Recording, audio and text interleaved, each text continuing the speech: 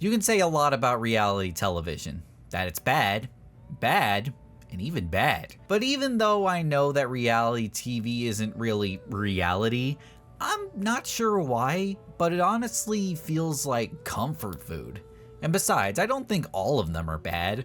I think everyone can agree that Gordon Ramsay's shows are pretty entertaining, if hard to watch sometimes. But recently, I was at an Airbnb with my aunt and I found this show I used to watch as a kid, which brought me back to my country boy redneck roots, Duck Dynasty.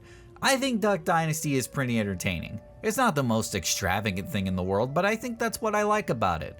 The show is peak redneck manhood, and the cast I feel can be pretty funny. But while I was watching the show, a deep memory awakened within me. A Duck Dynasty game on Xbox 360. I'd like to call myself a licensed game connoisseur. I love licensed games, even the bad ones, especially the bad ones. But with that being said, Xbox 360 licensed games always kind of freak me out. Like sure, PS2 licensed games don't faze me at all. Like yeah, of course there was a Finding Nemo game on PS2. That doesn't faze me at all. But Xbox 360 licensed games are just weird, because at that point, I feel like the video game industry collectively agreed that licensed games that follow a source material so closely, like a movie licensed game or a TV show licensed game, just didn't really make sense anymore. Video games are becoming way too expensive to develop, so making a quick and dirty licensed game based off RIPD just didn't really make sense. Which is why the fact that it exists terrifies me. This is developed by Atlas, by the way, so the fact that a game based off a fairly successful but ultimately niche reality show was made for the Xbox 360 just made this game feel possible yet ultimately quite weird. So imagine my surprise when I found out the game was on PlayStation 4! How is that even possible? By then, licensed games were completely dead. Like sure, there was an amazing Spider-Man 2 for you to question his existence, but even with that, the same year Activision felt the need to make Transformers Rise of the Darkspark some sort of weird hybrid with the movie universe and the Cybertron universe in order to boost sales. But in that same year, we had this too! We already had Transformers Rise of the Darkspark to worry about. We couldn't handle this! I had to pick up and play this game. Can you blame me? I just had to. Opening up the game, the menu is very cheap as there's not like a single screenshot or frame of the gameplay, as it's just a montage of clips from the show. That inspires confidence. The game opens with, of course, the boys sitting and having a very insightful discussion. I'm gonna have to ask you to ignore the elephant in the room. We'll get to that later. I'll just let you soak this all in for now. They seem to get all the actors from the show to reprise their roles, but not only are these rednecks not voice actors, but there seems to be some weird artifacting in their microphones. You know what I'm talking about, right? Because I know you guys have a tendency to get more distracted than a moth in a lamp store. I had security cameras installed all over the warehouse. And also, all of the cutscenes are accompanied with the sound of dead silence, which makes the stilted dialogue just so much weirder. Well, either way, we're an intern John Luke, and I thought this was a made-up silent protagonist that we, the character, relate to, but apparently this kid is real. But my question is, why is he a silent protagonist? He feels like a blank character that we're supposed to relate to, but he isn't, so why treat him like one? You're doing the John Luke fan so fucking dirty! Finally, after like a solid 5 minutes of the most awkward cutscene I've ever sat through, the game switches to a boating segment that controls itself, and as soon as we get on land, I'm already starting to lose my mind, and I decide to immediately run for it. I'm just gonna keep running this way. I don't care. I'm just gonna keep running, and nothing is gonna stop. And now it's time to do some rootin' tootin' daggone juck shootin', yeehaw! And after a very long explanation of how duck calling works that has no meaning to me, the player, the duck hunting segments work like this. You sit there, wait for a flock of ducks, you find the ducks, you do a rhythm game sequence, most of the time multiple times, wait for the ducks to get close, and then start shooting them all. But let's talk about the act of shooting these birds, and to do that, I have to go into a boring talk about auto-aiming in video games. There's a lot of debate about auto-aiming in video games, specifically games like Activision's own Call of Duty. Some people claim that auto-aiming takes away all of the challenge in a shooter, but I personally don't think so. It's basically the same concept as the homing attack in Sonic Adventure. The thought process of it being, it's basically impossible, specifically for a casual player, to jump onto an enemy in 3D, as doing so in a 3D space is not as graceful as it is in a 2D game, or honestly not even as fun as in a 2D game. So the homing attack was introduced to kind of speed up and automate the process to speed up the gameplay. It's basically the same thing in an FPS. You still need to aim at your enemies, but you just gotta get to the general range of the enemy, and then the game kind of nudges your aim to what you're shooting at. On a controller, I feel like this is extremely necessary, especially when developing something as broadly appealing as Call of Duty. However, there's a balance. You don't want to make an auto aim too insane, or else it'll basically just play the game for you. Duck Dynasty is basically the little brother that just comes up while you're playing and just snatches the controller out of your hand and is just like, ooh, let me play, let me play. The auto aiming is absolutely insane. You could point at the sky and the camera just whoops down all the way to your target. I could understand making the auto aiming easier for the young rednecks playing the game, but there's like literally no gameplay here. The gameplay loop is wait for the ducks to show up in the sky, perform the mini game, wait for the ducks to get close to you, and then absolutely spam that L2 button to just automatically aim at the ducks and then repeat. It really does hurt the gameplay because there's basically no gameplay with auto aiming that basically does the hardest part for you. Literally the only challenge here is the duck calling minigame, which can get pretty stressful at the end of the game because there's like 10 buttons in one wheel and making sure your gun is reloaded. That's it. That's the whole challenge. I will say I am impressed how many ducks they got in this thing, and by that there's like 4 I think, but for any wood duck fans, I'm happy to say they didn't forget about you. Well, before I forget again, let's address the elephant in the room. This game looks like shit. This game looks at best, I'd say, a PS2 game upscaled to Xbox 360, and then somewhat smoothed out for PS4. That's the best I could possibly say for this game. It's so weird because this game gives off such a PS2 vibe. I can't describe it, but the way this game not only looks, but the way it plays and feels gave me major deja vu of this American Chopper game I played on PS2. Maybe it's because this also was a reality show, and again, this game has the graphics of a PS2 game, but it's still just really weird. But either way, that does not excuse these models, like poor Cousin Bo, what? Which, by the way, this isn't even a real character. He's just completely made up for this game. This is just somebody's Duck Dynasty OC, and he looks like the ugliest out of all of them. In real life, their beards already look really scary, like I don't think these guys have ever heard of a razor in their life, but in the game, they are just modeled so weird. An even weirder problem is that Uncle Si, and him specifically, has like an obscene amount of motion blur with his movements, like the universe just cannot contain the power of Uncle Si. What gives? Whoa! What's also weird is that I don't think the environments look too bad. Like the trees, which make up like 90% of the game because this is a hunting game after all, it looks competent. No Horizon Zero Dawn, but it looks alright. Too bad the reflection of the water doesn't properly show how good they look.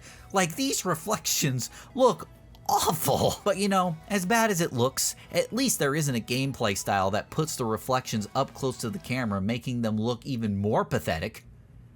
That would be hilarious. Thank God that's not a thing. What's even more pathetic is that the game constantly switches between gameplay, pre-rendered cutscenes that look awful, and FMV sequences that I'm pretty sure are just reusing footage from the show. I doubt they filmed anything new for this. Not only is using FMVs like this extremely outdated, but not only do they completely interrupt the gameplay for basically no reason. Redneck groceries, yeah!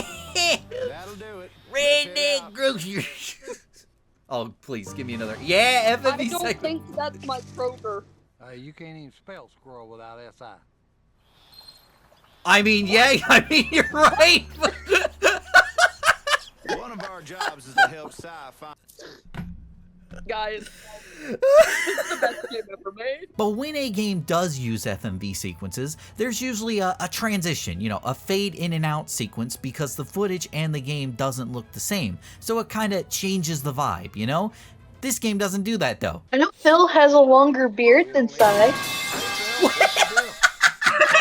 Oh my God. Ridge, I stumbled upon the biggest beaver down I don't look alike. You can't come. Let's talk about hunting though. I know there's a lot of debate about hunting, you know, about the ethics of killing animals and all, but the fact is, like, I like KFC, and if they gotta kill some chickens to get those 12 sauces in my gullet, then fire away then. Plus, hunting's fun. I lived in the country, and I've been on a couple of hunting trips, and it's fun to do, and as long as you follow all the rules and kind of use the animals you kill, I think it's ultimately fine to hunt. But this game has a lust for killing animals, like to an absurd degree. As far as I know, this game doesn't take place over multiple days, mostly because I don't think the people developing this game really cared about that. But in the beginning of the game, Willie's mom says she's making a gumbo, which is that, by the way, I didn't know what it was either. And they literally teased me with it because she wouldn't let Willie eat the gumbo, and I wanted to see the gumbo, and it's never even brought up again. And then later, the boys are like, we haven't shot a mullard all year. Mullards are the most common type of duck in the game.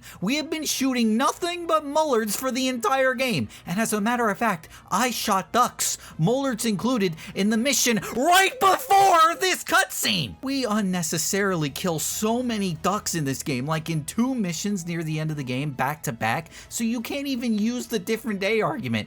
You kill like 32 ducks each. That alone is 64 ducks. Nobody needs that many ducks. These guys just have a bloodlust to kill any animal, especially and mainly beavers. This game hates beavers. Look, killing ducks is one thing, you know, at least you eat the ducks, right? But as far as I know, these guys wouldn't eat any beavers, wouldn't be caught dead with them. So the fact that you literally manslaughter multiples of them for basically no reason is completely insane. What do these beavers do to you? Beavers are great. I love these ones from open season. Why would you slaughter all of them? Well, if any survived, at least they can go home to wherever they live and have a nice sit down, have a nice nap. Are you I'm fucking convinced one of the beavers must have said something mean about their mom or something. Practicality here. Remember, this is manly. What's the practical use here? You're just murdering for the sake of murder. Now that's the way to take a beaver down, my boy. That's the way to take a beaver down, my boy. That's how we take them down. That's how we take the beaver. They just got rid of those beavers home. Hey, they can't be homeless if you kill them all beforehand.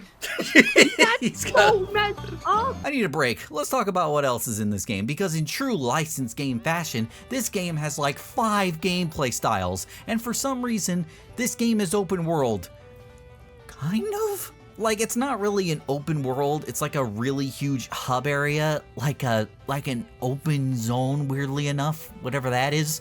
But the only reason for this is so you have to drive back and forth between missions to pad the game out like crazy. Like, the first hour, I'd say the game is structured decently well, with plenty of cutscenes after missions with a shoestring of a plot nonetheless. But about halfway through the game, all of it just disappears, and it's just like, do this mission, okay, done with that, drive over here and do this mission, done, all right, let's drive over here and do this mission, done with that mission, all right, drive over here and do this mission, all right, you're done with that one, drive over here and do this mission, all right, you're done over here, drive over and do that mission. The plot just disappears, and you're just doing missions to just get the game over with. You can travel between these missions either by car or boat, but if you thought I had no complaints about the boat, well, you're wrong, because with addition to the regular boat, you also have an airboat which you use for boat racing, and this thing controls so bad. I feel like every turn in this thing on tight corners, no matter if I brake beforehand or not, I feel out of control for precious seconds, and my redneck pals overtake me. Especially when they take a turn for some reason, when they don't need to, and ram me into the grass. This was possibly the worst time I had with this game. Every single race after like the 3rd, I was just begging it to be the last race, and there was like 5 of them. And then fishing. But this game ignores the first rule about fishing. Fishing is a great sport. I say as I only fished once in my life, but the thing about fishing that is a great sport about it is patience. So tell me why this redneck game has a timer that is not remotely long enough. For some reason, Corey needs 30 pounds of fish. How big is this damn gumbo? And the game wants you to catch that much fish in 6 minutes, even though how fast you catch the fish is completely out of control as you're just casting your line and it's up to pure chance that the fish hooks onto your line. This is worse than being edged. And in the final fishing mission, they throw a completely different mechanic in where you have to catch a certain fish that swallowed Jace's wedding ring, which by the way, they obviously don't want Jace's wife to find out about it because obviously, yet they talk about this literally right across the counter in earshot. Anyway, they throw in this mechanic where you have to cut the line when the fish does a special attack. The fish has a special attack? What could it possibly do? And then the final and weirdest gameplay style of them all. Metal Gear Duck.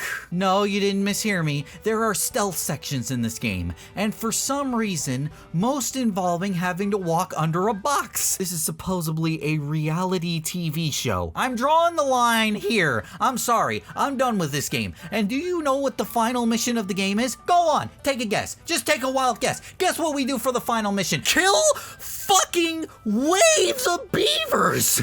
Again with the beavers! Why? And there's like 5 times more beavers than that last mission. We don't Beaver boss is coming 5, damn. Just aim at their 6, butts. 7, for Mob Astia. 8 beavers. You're counting? 9 beavers. 4, 5, 26. This is what Susan's trying to prophecy. Killing over 50 beavers? This game made me slaughter all of these beavers, and yet the game still couldn't me deliver gumbo. Are we finally gonna see the gumbo? God, are we finally gonna eat the gumbo? You better show me a gumbo. Don't you fade to credits. You better show me a gumbo. Where's the gumbo? Where's the gumbo? There was no gumbo. You promised me gumbo. There was no After gumbo. all that, they didn't even make gumbo. Fucking gumbo! I scoped all around this table for a single shot of a gumbo, and yet there was no gumbo. I was promised gumbo.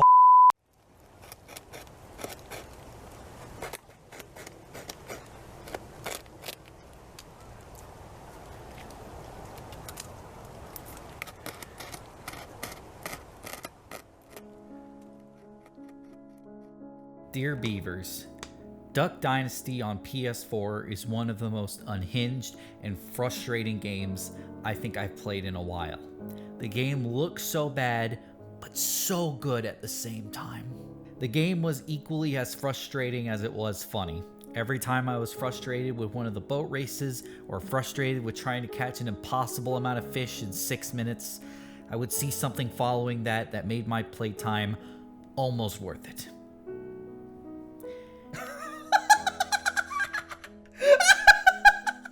Can I recommend the game to you?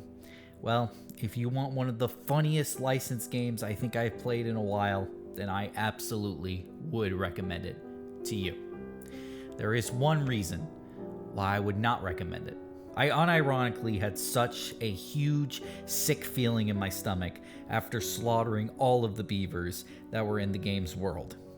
I felt like this pushed things too far, and so I apologize to all of the beavers and all of the beavers fans and their families watching this video, even if they're all dead.